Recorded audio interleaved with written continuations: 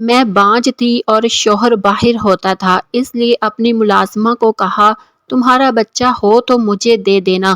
یوں میں نے اس کے بچے کو اپنا بیٹا مشہور کر دیا، مگر جب بھی میری ساس اسے غور سے دیکھتی تو کہتی یہ تو تمہارے خاندان پر گیا ہے، اس کی شکل ہم میں سے نہیں ملتی۔ ایک دن مجھے بھی کچھ شک ہوا تو اس بچے کو لے کر ہسپتال گئی اور DNA کروایا تو جان نکل گئی۔ ساس سچ کہہ رہی تھی کہ اس کا باپ تو پچھلے کچھ دنوں سے میں اپنی ملازمہ کی بدلے ہوئی رنگ ٹنگ دیکھ رہی تھی۔ اس کے تیور اتوار کچھ الگ ہی لگ رہے تھے، ہر وقت تو اس کی طبیعت گری گری سی رہنے لگی تھی۔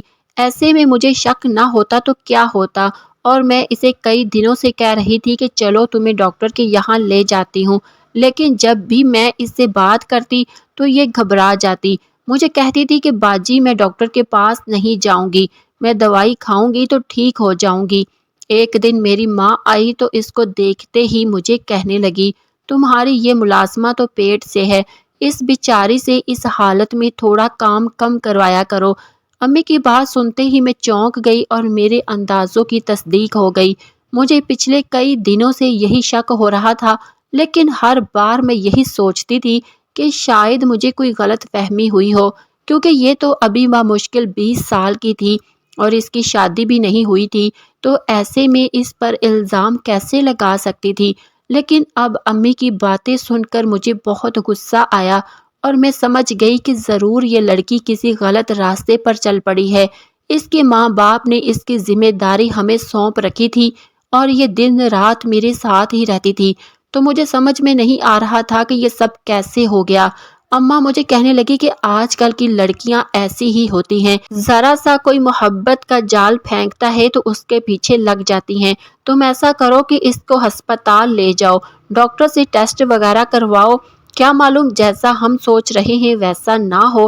جب میں اپنی ملازمہ شبو کو اپنے ساتھ ہسپتال جانے کا کہا تو اس نے حسب معمول منع کر دیا، لیکن اس بار میں اس کی ایک بات بھی نہیں سننے والی تھی۔ زبردستی اسے اپنے ساتھ ہسپتال لے آئی اور ڈاکٹر کی رپورٹس بھی وہی تھی جو میرا اور امی کا خیال تھا۔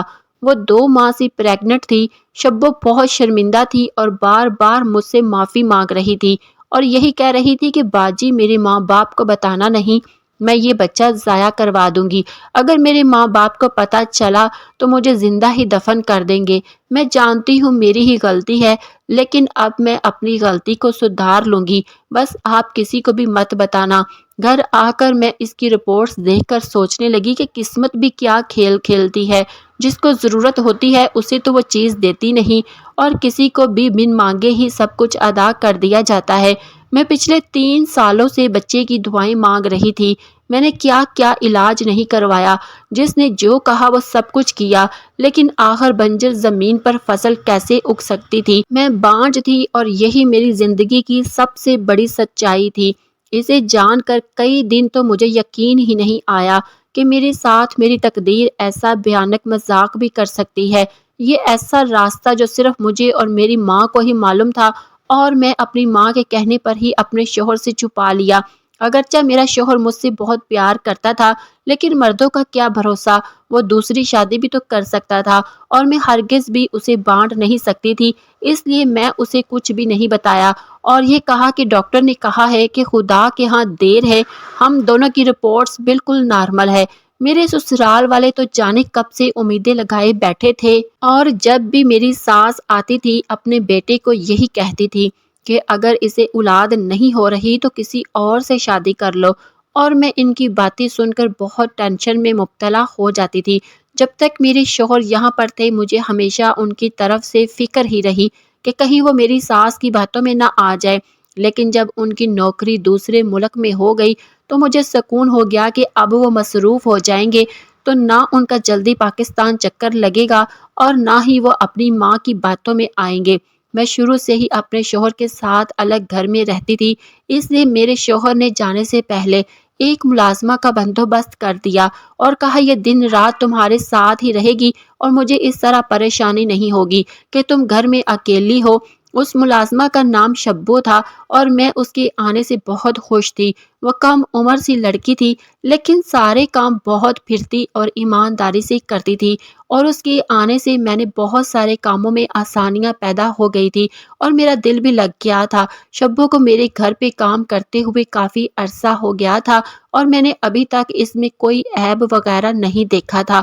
وہ ایک اچھی لڑکی تھی، لیکن اب اس کی رپورٹ دیکھ کر مجھے افسوس ہو رہا تھا کہ مجھے اس پر اس حد تک اعتبار نہیں کرنا چاہیے تھا۔ ویسے تو ہم اکٹھے ہی رہتے تھے، لیکن جانے کس وقت اس نے میری آنکھوں میں دھول جھونک دی تھی۔ پھر مجھے یاد آیا کہ 3 ماہ پہلے میرے شوہر آئے تھے اور ان دنوں میں اپنے شوہر کے ساتھ بہت ہی مصروف رہی تھی۔ روز ہی ہم کہیں نہ کہیں گھومنے پھرنے چلے جاتے، کبھی کہیں تو کبھی کسی رشتے دار کے گھر۔ اس دوران میں نے شبو پر اتنا خاص دھیان نہیں دیا تھا کہ اس کی زندگی میں کیا چل رہا ہے۔ کبھی کبھار تو وہ مجھ سے چھٹی لے کر بھی چلی جاتی تھی، اور 1-2 بار جب مجھے میرے شوہر کو دوسرے شہر جانا تھا تو میں نے اسے خود بھی کچھ دنوں کے لیے گھر کی دیکھ بھال کے لیے اکیلے چھوڑ دیا تھا۔ یہ سب کچھ تب ہی ہوا تھا۔ مجھے کچھ سمجھ میں نہیں آ رہا تھا کہ اب کیا کرنا چاہیے۔ میں تو یہی چاہتی تھی کہ میں اس کے ماں باپ کو بتا دوں کہ آپ کی بیٹی نے کیا کارنامے سر انجام دیے ہیں، لیکن وہ بار بار میرے آگے ہاتھ جوڑ رہی تھی، میرے پیر پکڑ رہی تھی اور منتیں کر رہی تھی کہ میں اس کے ماں باپ کو کچھ بھی نہ بتاؤں۔ وہ یہی کہی جا رہی تھی کہ میں بچہ گرا دوں گی، کسی کو کچھ پتہ نہیں چلے گا۔ ایک طرف میں تھی جو 3 سالوں سے بچے کے لیے تڑپ رہی تھی، اور دوسری طرف یہ تھی جسے بن مانگے یہ نعمت ادا کر دی گئی تھی اور یہ اس کو ضائع کرنے پر تلی ہوئی تھی۔ اسی وقت اچانک میرے ذہن میں ایک خیال آیا کہ اگر میں تھوڑی سی ہمت اور کوشش کروں تو میں اپنی سونی زندگی میں رنگ بھر سکتی ہوں۔ میں نے شبو سے کہا کہ تم جانتی ہو کہ مجھے اولاد کی کس قدر تڑپ ہے، لیکن میں بچہ پیدا نہیں کر سکتی، تو ایسا کرتے ہیں کہ تم اپنا یہ بچہ مجھے دے دینا اور میں اسے اپنا بیٹا بنا لوں گی اور کسی کو کچھ بھی نہیں پتہ چلے گا۔ شبو تو فوراً مان گئی۔ اسے اپنے مسئلے کا حل مل رہا تھا اور اسے اور کیا چاہیے تھا۔ میں نے اسے کئی بار پوچھنے کی کوشش کی کہ اس بچے کا باپ کون ہے، مجھے بتاؤ، لیکن اس سوال پر تو اپنا منہ ہی سی لیتی تھی۔ میں جتنا مرضی پوچھنے کی کوشش کرتی وہ جواب نہیں دیتی۔ مجھے کہتی کہ باجی مجھ سے اس کے باپ کے بارے میں سوال مت کریے گا ورنہ میں یہاں سے چلی جاؤں گی۔ آخر پھر میں نے ہی چپ سادھ لی۔ میں نے اپنے شوہر کو فون کر کے خوشخبری سنائی کہ وہ باپ بننے والا ہے، تو وہ بہت خوش ہوا اور لمحوں میں ہی یہ خبر سارے خاندان میں پھیل گئی تھی۔ شبو کو میں نے کہہ دیا تھا کہ وہ کبھی میرے کسی رشتے دار کے سامنے نہ آئے ورنہ اس کی حالت دیکھ کر کوئی بھی چونک سکتا تھا۔ میری ساس نے جب یہ خبر سنی تو بہت خوش ہوئی اور اس کا ارادہ تھا کہ وہ میرے ساتھ ہی آ کر رہنے لگے، لیکن میں نے اپنے شوہر کو فون کیا اور کہا کہ اپنی ماں کو منع کرو، وہ یہاں پر نہ آئے، کیونکہ تم جانتے ہو ہماری آپس میں نہیں بنتی۔ تو میں نے انہیں کچھ الٹا سیدھا کہہ دیا، یا انہوں نے مجھے تو پھر گھر کا ماحول خراب ہوگا، جہاں ہے وہی رہے تو اچھا ہے۔ میرے شوہر بھی میری بات کو سمجھ گیا، اور ویسے بھی جب سے اسے یہ خبر ملی تھی وہ باپ بننے والا ہے، وہ میری ہر بات کو ماننے لگا تھا اور مجھے پہلے سے زیادہ اہمیت دینے لگا تھا۔ ایک دن میں شبو کے کمرے کے سامنے سے گزری تو اسے فون پر بات کرتے ہوئے پایا۔ وہ کسی سے کہہ رہی تھی کہ میں آپ کے بچے کی ماں بننے والی ہوں اور میں نے ابھی تک تمہارے بارے میں کسی کو کچھ نہیں بتایا۔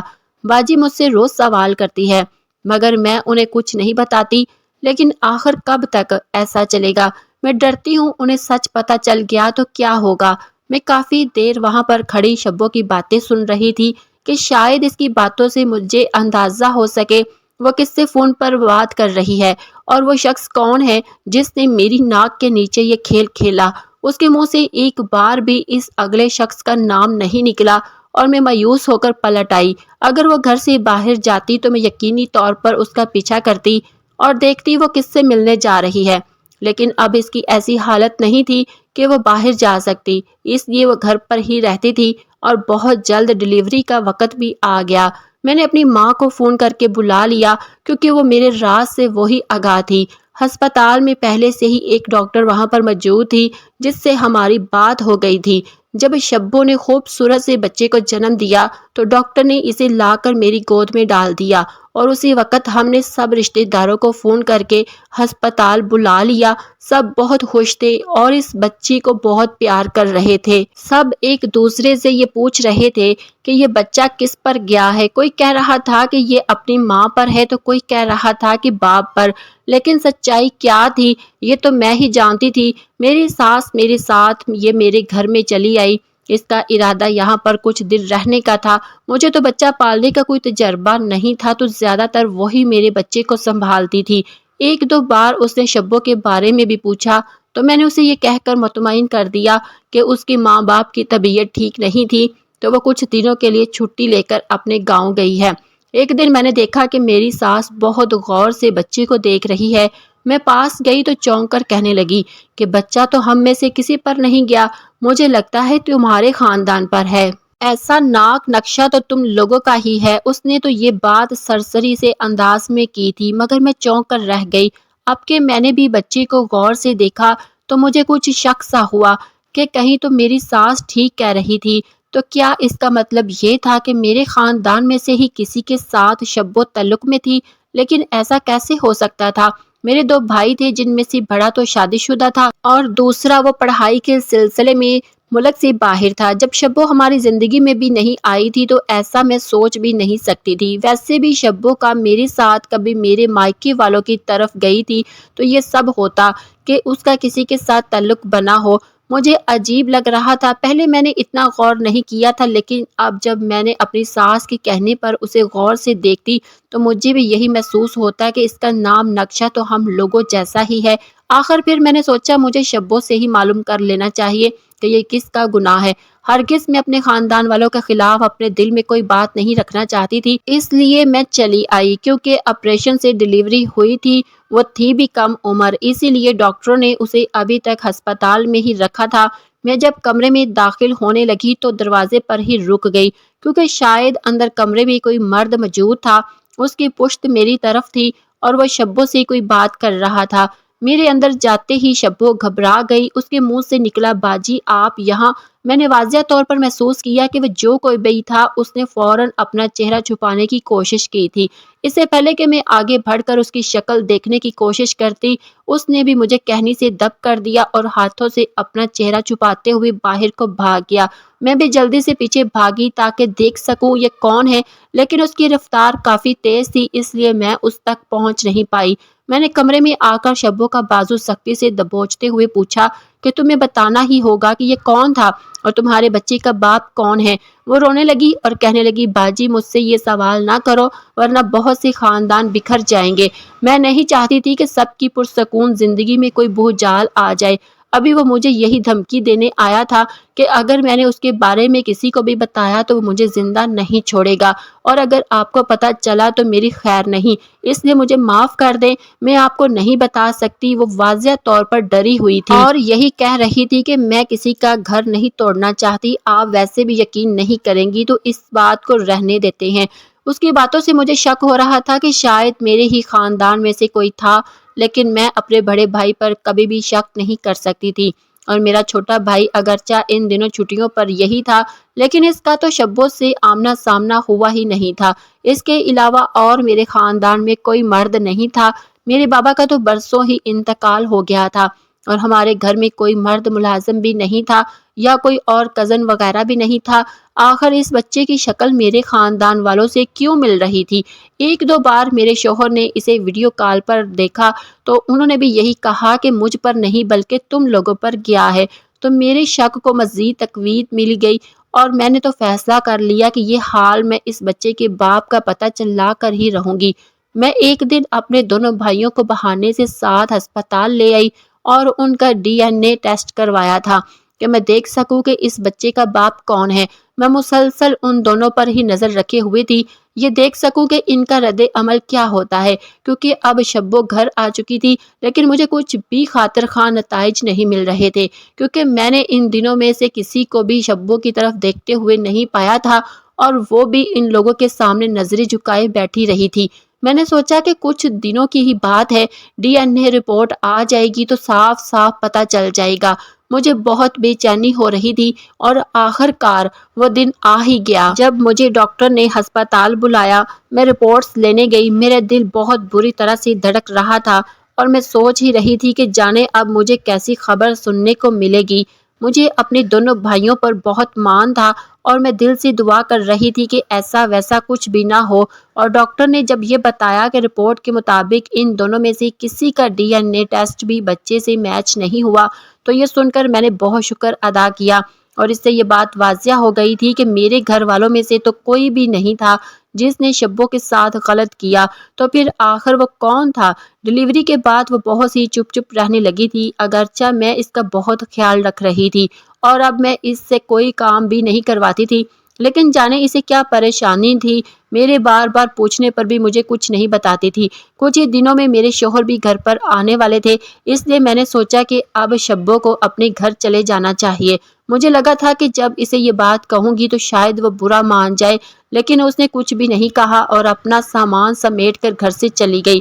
میں نے اسے کہا تھا کہ میں تمہیں اپنے شوہر کی جانے کی بعد بلا لوں گی، میں چاہتی تھی کہ یہ عرصہ میں اپنے شوہر کے ساتھ اچھے طریقے سے گزاروں، اور ویسے بھی شبو کا ہماری زندگیوں سے چلے جانا ہی بہتر تھا۔ بچہ اب 3 ماہ کا ہو رہا تھا اور اب اس کے خد و خال بھی پہلے سے بہت بہتر اور واضح ہونے لگے تھے، اور اب مجھے خود پر افسوس ہوتا تھا کہ میں نے کیوں اپنی ساس کے کہنے پر اپنے خاندان والوں پر شک کیا تھا۔ مجھے یہ سوچنا چاہیے تھا کہ بچوں کی شکل تو 1-2 مہینے کے بعد ہی جا کر پتہ چلتی ہے کہ وہ کس پر گیا ہے۔ میں نے اپنی ساس کی باتوں میں آ کر بے وجہ ہی خود کو ٹینشن میں مبتلا کیا۔ میرے شوہر گھر آئے تو میں بھول ہی گئی تھی کہ مجھے تو اس بچے کے باپ کے بارے میں معلوم کرنا تھا۔ ایک دن میرے شوہر کو کام کے سلسلے میں دوسرے شہر جانا تھا، تو میں نے سوچا یہ بہترین موقع ہے، میں ایک آخری بار پھر سے شبو سے مل لیتی ہوں۔ اگرچہ اس بچے کے باپ کے بارے میں بتا دے گی تو ٹھیک ہے، ورنہ اسے کہوں گی کہ وہ ہمیشہ کے لیے شہر چھوڑ کر کہیں اور چلی جائے اور دوبارہ کبھی پلٹ کر واپس نہ آئے، کیونکہ میں نہیں چاہتی تھی کہ کسی کو بھی زندگی کے کسی موڑ پر پتہ چلے کہ یہ بچہ میرا نہیں بلکہ شبو کا ہے۔ میں جب اس کے گھر گئی تو اس کے ماں باپ سے مل کر مجھے پتہ چلا کہ وہ تو گھر پر آئی ہی نہیں تھی۔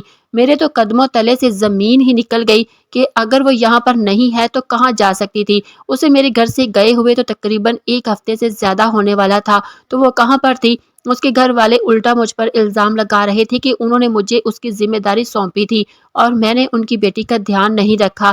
مجھے اس کی تشویش ہو رہی تھی، وہ میرے گھر سے بہت بری ذہنی حالت میں نکلی تھی۔ مجھے اب افسوس ہو رہا تھا کہ مجھے اس کے ساتھ ایسا نہیں کرنا چاہیے تھا۔ خیر میرے پاس اس کا فون نمبر تو تھا، لیکن اس نے یہاں سے جانے کی 1 دن بعد ہی مجھے بلاک کر دیا تھا، تو میں اسے کال بھی نہیں کر سکتی تھی۔ مجھے خیال آیا تو میں نے اپنی دوست کے شوہر کو مدد کرنے کے لیے کہا۔ وہ پولیس میں تھے اور انہوں نے 2 دن میں ہی شبو کا پتہ ڈھونڈ نکالا۔ میرے گھر سے وہ ایڈریس زیادہ دور نہیں تھا۔ میں جب اس کے گھر پہنچی، دروازے پر دستک دی تو جس شخصیت نے دروازہ کھولا اسے دیکھ کر میں بے اختیار کچھ قدم پیچھے ہٹ گئی۔ مجھے اپنی آنکھوں پر یقین نہیں آ رہا تھا کہ میں اس کو یہاں پر دیکھوں گی، میری تو جیسے جان ہی نکلنے لگی تھی۔ دوسری طرف مجھے دیکھ کر میرے شوہر کا رد عمل بھی کچھ ایسا ہی تھا، اس کے چہرے کے رنگ پھیکے پڑ گئے تھے۔ اس کو سمجھ نہیں آ رہا تھا کہ مجھے دیکھ کر کیا رد عمل دے۔ کچھ منٹوں کے بعد جب میرے حواس تھوڑے ٹکانے پر آئے تو میں نے اس کا گریبان پکڑ لیا۔ تو وہ تم تھے جس نے شبو کی زندگی برباد کی۔ میں کبھی سوچ بھی نہیں سکتی تھی کہ تم اتنے گھٹیا انسان بھی نکل سکتے ہو۔ اسی پل اندر سے وہ بھی باہر نکل آئی، مجھے دیکھ کر کہنے لگی، باجی انہوں نے میری زندگی برباد نہیں کی بلکہ میری زندگی سنواری ہے، ان کا کوئی قصور نہیں ہے۔ میں نے چونک کر اسے دیکھا کہ اس بات کا کیا مطلب ہے، تو وہ مجھے کہنے لگی، بیٹھے میں آپ کو شروع سے ساری کہانی بتاتی ہوں کہ کیا ہوا۔ میرے باپ نے میری ماں کے مرنے کے بعد دوسری شادی کر لی تھی۔ میری سوتیلی ماں نے کبھی میرے ساتھ اچھا سلوک نہیں کیا، وہ مجھے اپنی 60 سال کے چچا کے ساتھ رخصت کرنے پر تیار تھی۔ میرے بابا اور آپ کے شوہر کی بہت اچھی جان پہچان تھی، اکثر ہمارے گھر بھی آیا کرتے تھے، سودا وغیرہ دے جاتے اور کبھی گھر کے اخراجات کے لیے گزرتے کچھ پیسے پکڑا جایا کرتے تھے۔ میں نے ایک دن ان سے بات کی کہ میرے ابو کو سمجھائیں کہ وہ میری سوتیلی ماں کے کہنے میں آ کر مجھے اس بوڑھے بابا کے ساتھ رخصت مت کرے، مگر ہماری باتیں میری سوتیلی ماں نے سن لی اور اسی وقت شور مچا کر لوگوں کو اکٹھا کر لیا کہ دیکھو یہ لڑکوں کو گھر بلاتی ہے اور اس کے ساتھ چکر چلاتی ہے۔ وہ تو ہر صورت مجھ سے چھٹکارا چاہتی تھی، اس لیے اس نے آپ کے شوہر کو مجبور کیا کہ اگر اپنی عزت بچانا چاہتے ہو تو اسی وقت اس کو نکاح کر کے اپنے ساتھ لے جاؤ، ورنہ میں تمہیں سارے زمانے میں رسوا کر دوں گی۔ اور آپ کے شوہر کے پاس اپنی عزت بچانے کے لیے اور کوئی حل نہیں تھا، وہ کبھی بھی آپ کو یہ بات نہیں بتانا چاہتے تھے، لیکن مجھے کہیں اور رکھ بھی نہیں سکتے تھے، اس لیے مجھے ملازمہ بنا کر اس گھر میں لے آئے۔ بے شک آپ کی نظر میں ملازمہ تھی، لیکن ان کی نظر میں تو میں ان کی بیوی تھی، اس لیے میرے بچے کے باپ یہی ہیں۔ میں نے اپنے شوہر کی طرف شکوہ کن نظروں سے دیکھا تو وہ مجھے کہنے لگے کہ جانتا ہوں تمہارے ساتھ دھوکا ہوا ہے، لیکن یہ بھی تو سوچو تم نے بھی تو مجھے دھوکا دیا۔ میں شروع سے ہی جانتا تھا کہ تمہاری رپورٹس کیا ہے، لیکن میں نے تمہیں کبھی اس بات کا تانا نہیں دیا اور نہ ہی تمہارے سامنے یہ ظاہر کیا کہ مجھے سب معلوم ہے جو تم کرتی پھر رہی ہو۔ تمہیں اولاد چاہیے تھی، اسی لیے میں نے شبو سے کہا کہ وہ اپنا بچہ تمہیں دے دے۔ تمہارے ہی سکون کے لیے میں نے شبو کو اب الگ گھر میں رکھا تاکہ تم سکون سے اپنی زندگی جی سکو۔ اپنے شوہر کی باتیں سن کر میں شرمندہ ہو گئی۔ اگر اس نے مجھے دھوکا دیا تھا تو میں نے بھی تو اسے دھوکا ہی دیا تھا۔ اب جو ہونا تھا وہ ہو گیا، لکھے ہوئے کو بدل نہیں سکتے تھے۔ میں نے انہیں کہا کہ اب شبو کو گھر لے آئے اور سب کو بتا دے کہ وہ آپ کی ہی بیوی ہے۔ میں جانتی تھی کہ میرے پاس اس کے علاوہ اور کوئی حل نہیں تھا۔